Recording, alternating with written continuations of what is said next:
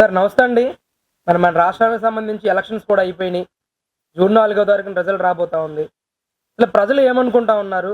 ఎవరు గెలిచే అవకాశం ఉంటుందంటారు అసలు? 100కి 100 పాళ్ళు కూటమే గెలిచిద్దని చెప్పి జనం అనుకుంటున్నారండి.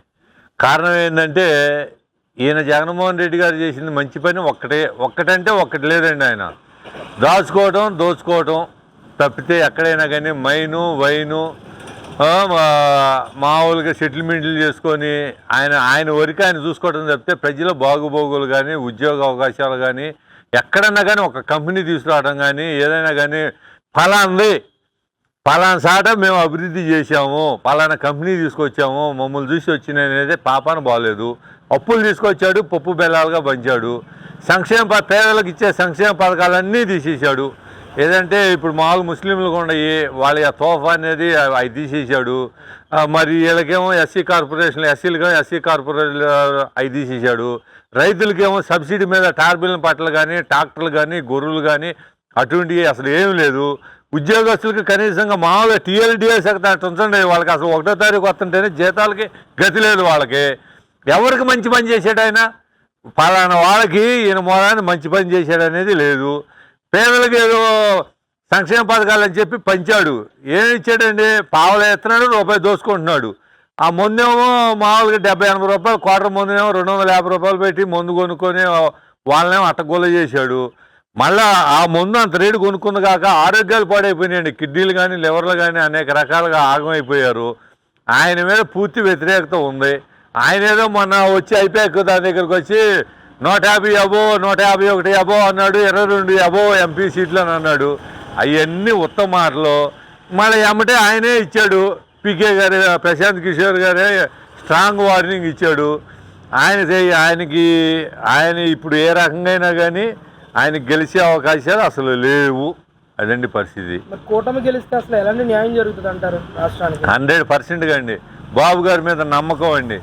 ఆయన ఏదైనా కానీ ఒక సంపద సృష్టించే ఒక విజన్ ఉన్న నాయకుడు అండి. ఆయన అనుభవం గల నాయకుడు కాబట్టి ఆయన చూసి ఎవరైనా కానీ ఒక నమ్మకం ఉండాలండి. ఏదైనా ఒక కంపెనీ పెట్టుకోవాలన్నా కానీ ఈయన వస్తే కనుక మనకి బాగుంటుంది అనే ఉద్దేశం మీద.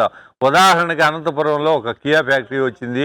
మళ్ళీ మామూలుగా ఇక్కడే విజయవాడ అమ్మట వచ్చింది కొన్ని ఫ్యాక్టరీలు. ఆయన చూసి ఇప్పుడు వైజాగ్లో కూడా ఏంటండి, వైజాగ్ కూడా అంతే బ్రహ్మాండమైన ఐటీ కంపెనీలు కానీ ఏదైనా కానీ బ్రహ్మాండంగా జరిగింది ఆయన ఉన్నంతకాలం. జీతాలు కానీ అప్పులు కూడా చాలా. ఆయన 1,50,000 కోట్లు చేస్తే ఈయన 10 లక్షల కోట్ల రూపాయలు అప్పు చేశాడు. ఆయన ఉన్నప్పుడు కనీసంగా పరిపాలన చేయడానికి భవనం లేదు. ఆయన కట్టిన భవనాల్లో ఈయన పరిపాలన చేశాడు. ఏది అసెంబ్లీ కానీ శాసనసభ కానీ హైకోర్టులు కానీ మొత్తం బాగుగారు కట్టినాయి. కానీ ఈయన ఎక్కడైనా ఒక ఇటుక కట్టిన పాపాన బాగోలేదు. 10 కోట్ల రూపాయలు ఈయన రావడంతోనే 10 కోట్ల రూపాయలు ఖరీదు చేసే ప్రజావేదిక కోల్చడంతోనే ఈయన ప్రభుత్వం అంతం. అప్పుడుతోనే ఈయన అంతమైపోయిందండి, వేరే ఏమి లేదు. జనం ఏంటంటే ఈయన బాగా వయసు అయినా బాగా ఉద్ధరిస్తాడు, జనాన్ని బాగా పరిపాలన చేస్తాడని చెప్పి చివరికి మా రాజధాని రైతులు కూడా మోసపోయారండి ఆయన చూసి. ఇప్పుడు ఆయన ఏదో 1250 గజాలు బాబు గారు ఇస్తే ఈయన 1500 గజాలు ఇస్తానన్నారు. ఎస్సీలకి వీళ్ళకేమో నిర్భేదలకేమో 2,000 పింఛన్ వస్తేనేమో 5,000 రూపాయలు ఇస్తానన్నాడు అని చెప్పి నమ్మించి ఆడ మంగళగిరి కానీ తాటికొండ కానీ గెలిపించారు. ఇప్పుడు ఆ అవకాశమే లేదు. అది గెలవటం అనేది 600 కానీ ఆయన కష్టం అండి, గెలవలేడండి. మీరు గెలవలేరని ఇంత ధీమాగా చెప్తున్నారు. ఒకవైపు ఏమో జూన్ 9వ తారీఖున విశాఖపట్నంలో జగన్మోహన్ రెడ్డి ప్రమాణ స్వీకారం చేస్తారని చెప్పి బొత్స సత్యనారాయణ గారు మాట్లాడుతున్నారు. ఏంటి సార్, ఎలా చూడొచ్చు సార్? అది కారణం ఏంటంటేనండి, అసలు ఆయన ఆ మాట అంటాం కారణము రేపు 4వ తారీఖు ఓట్ల లెక్కింపుకి ఆ మాట అనిపోతే కనుక కనీసం ఏజెంట్లు కూడా వాళ్ళు కరువేనండి. దానికోసం ఆయన ఆ మాట అంటాం తప్పితే వేరేం లేదు.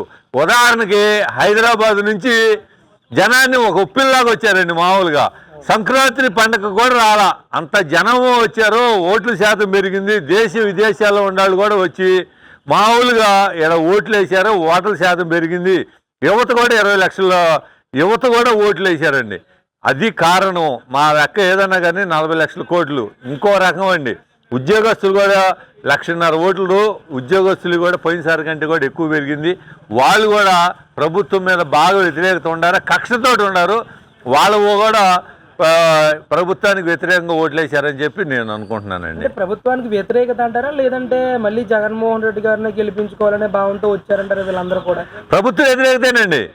ప్రభుత్వ వ్యతిరేకత, పూర్తి వ్యతిరేకతోటి ఆయన చేసింది ఘనకార్యం అనేది ఏదండి? ఒక్క ఘనకార్యం చెప్పమానండి ఏదైనా కానీ.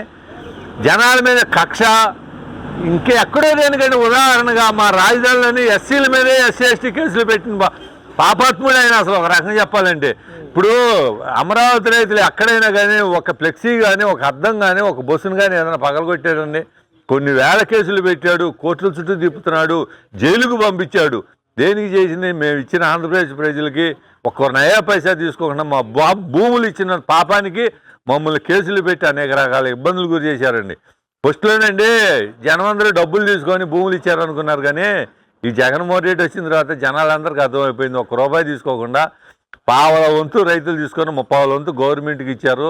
ఇట్లా ఈ దీంట్లో 10,000 ఎకరాలు మిగిలిద్ది. ఆ 10,000 ఎకరాలు మన రాష్ట్రం మొత్తం అభివృద్ధి చెందింది అనేది తెలిసింది. రెండో విషయం ఏంటంటే, ఎవరో ముక్కు మొహాలు తెలియని వాళ్ళు కూడా మాకు పరిచయాలు అయిపోయి చుట్టరేకం పెరిగింది తప్పితే.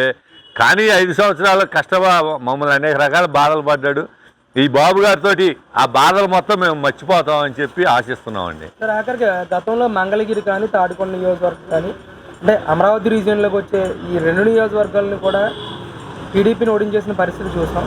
మరి ఈసారి ప్రజలు ఏమనుకుంటున్నారు? అసలు ఈ 2 నియోజకవర్గాల్లో ఎలా ఉంటుంది? అసలు 2 నియోజకవర్గాల్లో అసలు ఈ 2 నియోజకవర్గాలు గెలకపోతే అసలు బాబు గారు గెలవనట్టేనండి. అసలు రకం చెప్పాలంటే ఫస్ట్ ఏదైనా కానీ లోకేష్ గారు కూడా దాదాపుగా 40,000 మెజార్టీతో గెలుస్తాడు. ఇక్కడ శ్రావణ్ కుమార్ కూడా 20,000 మెజార్టీతో గెలుస్తాడు. కంపల్సరీగా 2 గెలుస్తాయి. దాదాపుగా 125 సీట్లు అబౌవ్ గ్యారంటీగా వస్తాయని చెప్పి మాకు పూర్తి నమ్మకం ఉంది. చంద్రబాబు గారు ముఖ్యమంత్రి ప్రమాణ స్వీకారం 9వ తారీఖు చేస్తారు. ఆ నమ్మకంతో మేము ఈ రకంగా సంతోషంగా ఉండగలుగుతున్నాము, ఆశతో కూడా బతకగలుగుతున్నామండి. ప్రజల్లో ఉత్కంఠ ఉందంటారా జూన్ 4వ తారీఖు ఎప్పుడు వస్తుందని?